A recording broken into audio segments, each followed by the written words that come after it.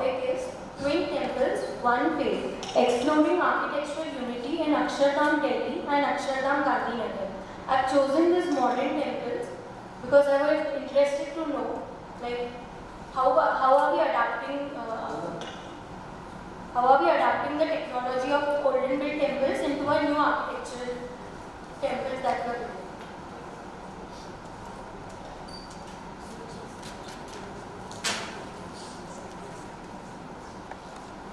Introduction part. The Akshardham temples situated in Delhi and Gandhinagar are extraordinary Hindu temples. They are constructed as a tribute to God by BAPS, that is Bhojan Swami Sri Akshar Purushottam Swami Narayan Sanstha. These temples are renowned for their traditional Indian architectural design and artistry.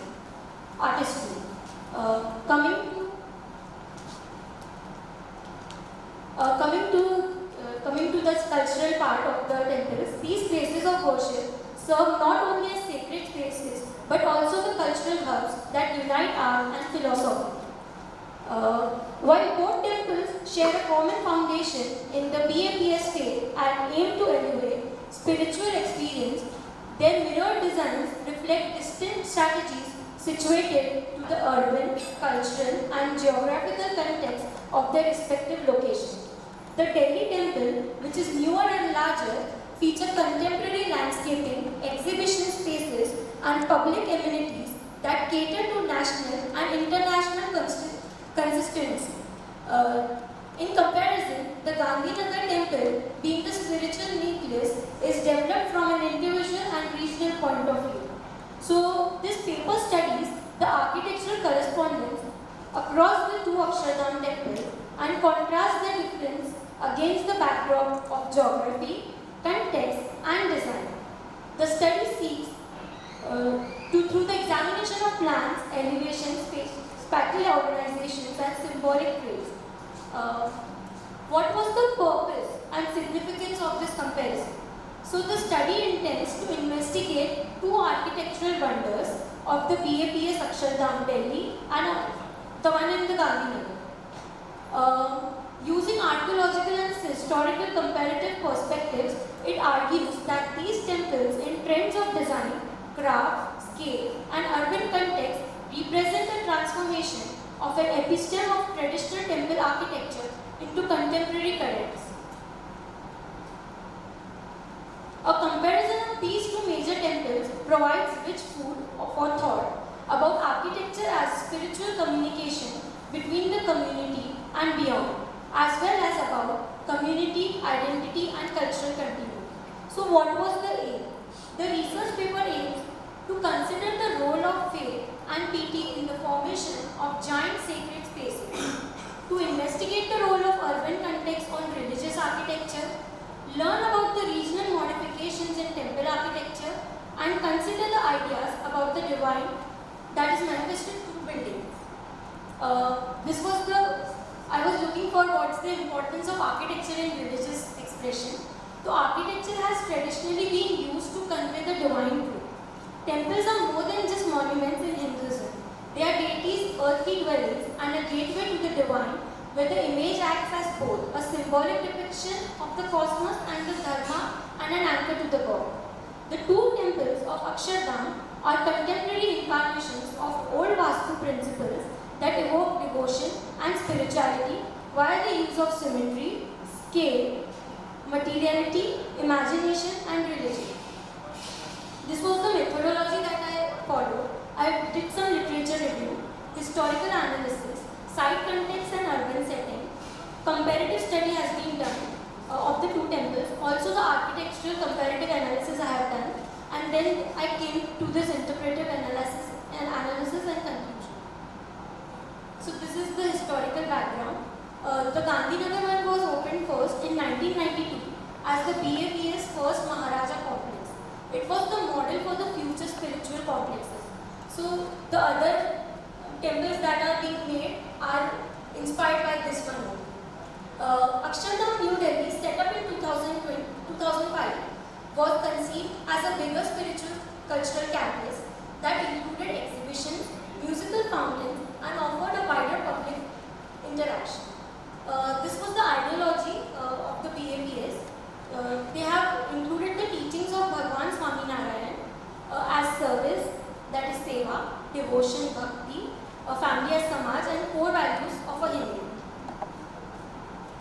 The projects were conceptualized and guided by the spiritual leader, the Pramukh Swamiji Maharaj. So this is the site analysis. Like I've been to the temple, but we are not allowed to go and click pictures because there was terrorist attack. So I have myself went and gathered this information that the Delhi Akshardham is located close to important landmarks like the Commonwealth Games village on the banks of the Yamuna river. This is basically like well connected with the metro station also. Coming to the Gandhinagar one, the Gandhinagar Akshardham is located in sector 20, an organized area of Gujarat's capital city, encircled by residential townships and other institution areas. This is the geographical location and accessibility. The two sites were chosen for the connectivity and symbolic significance. Delhi caters to pan-India and international audience, but the Gandhinagar concentrates more on the regional devotion. So Gujarat में जैसा devotional है, it concentrates more on the Gujarati spiritual history. Both were designed with easy access by metro and roads. Surrounding urban fabric and temple integration, in Delhi the temple is a cultural pole in the midst of high urbanism and offers spiritual refuge. The temple in Gandhinagar is woven into the city's green corridors and embodiment by the planners to design a nature-integrated capital city. Landscaping and environment design is beautifully done. If you visit the Delhi wala Akshardham, there they have a good Bharat one. This represents traditional Indian landscaping, integrated water bodies, shady walkways, tree plantations, green eco-conscious design has been used, solar panels they have used beautifully, features to improve environmental and spiritual quality. This is the comparative analysis that I have done. So the Delhi one was inaugurated in November 2005 and in 1992 the Gandhinagar one. The main architect was Virendra Trivedi ji sir under the guidance of Pramukh Swamiji Maharaj. Coming to the Gandhinagar one, it was conceptual. The conceptual design was given by Brahma Bihari Swami and the architectural work was again led by the Virendra Trivedi ji. This is the location. Coming to the temple complex area, Delhi is quite big and vast with 100 acres of land. The Akshardham Gandhinagar spreads across 23 acres. The main material used is Rajasthani pink sandstone and Italian marble in Delhi and the pink sandstone for Gandhinagar. Shikhar का जो style है, it is traditional Nagara in the Akshardham Delhi and traditional Nagara style in Gandhinagar.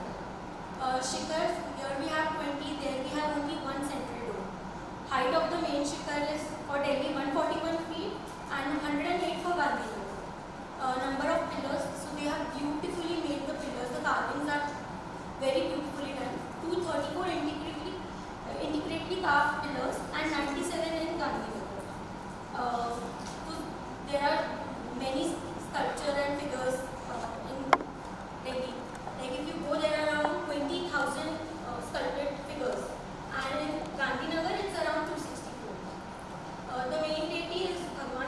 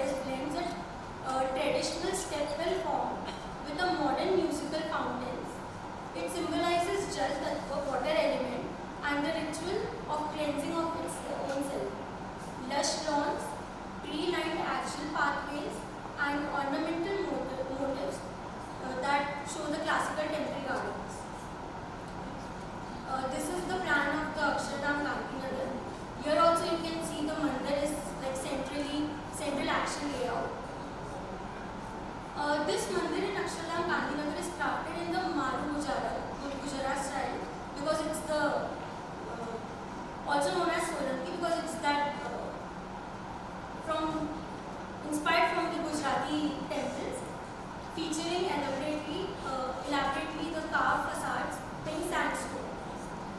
This style originates from Gujarat and Rajasthan, and it's characterized by richly ornamented walls, dome turrets, projecting niches, balconies, and geometric floral motifs.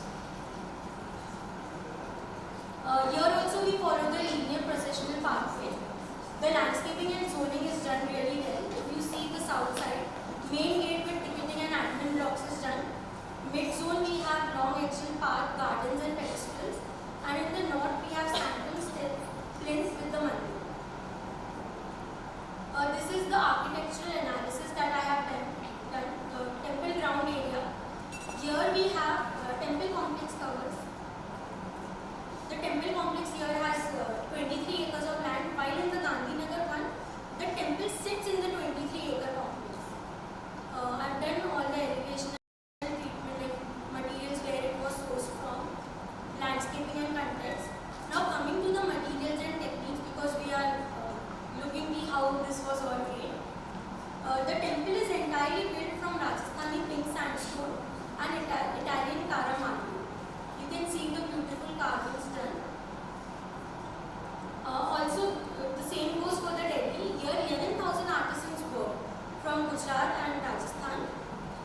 These blocks were first machine cut, followed by artisan-led hand carving, details assembled by precision with dry fit joinery.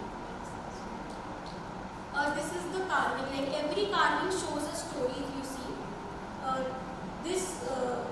this carving shows that if you see the elephant, this is called the Khajuraho. If you go, this carving is done on the plinth.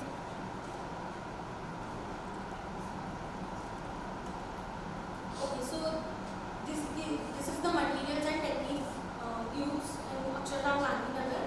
Here they have used approximately 6,000 metric tons of Rajasthan pink sandstone, carefully carved and assembled per traditional iconographic and vastu norms. I came across with some similarities. Both follow Vastu Shastra and Shilpa Shastra, constructed without steel. So no steel has been used in construction of this temple. Use of hand-carved pink sandstone is made, and both are inspired by Yogiji Maharaj, Swaminarayan philosophy. They both serve as a spiritual cultural campuses with mandirs, exhibitions, gardens and educational outreach. These are the three differences. So Gandhinagar uses pure Maru Gujara Solanki style, while Delhi expands into pan-Indian amalgamation of Nagara elements with national symbolism. Scale and complexity, Gandhinagar is intimate and region focused. Delhi is grand and global with 100 acres of built and landscape areas. The design intent, Gandhinagar emphasizes personal devotion and simplicity. Delhi incorporates technological exhibits, water shows, storytelling for a broader audience. Construction timeline, if you see, Gandhinagar was completed in 1992, while the Delhi was completed in 2005. A spiritual environment, both house sacred idols and rituals, but Delhi's spiritual narrative is more expansive, drawing attention as a cultural diplomacy site as well. I would like to conclude here that the twin temples of Akshardham, one in Delhi and Gandhinagar, are remarkable representations of timeless devotion, reverence, artistry, and the BAPS Swaminarayan Sanstha's dream for its future. Though geographically very distant and administratively separated by decades, their origin stems from the same spiritual source and represent a unified faith while remaining distinctly attuned to their local context. It is strongly conceptualized regional reading.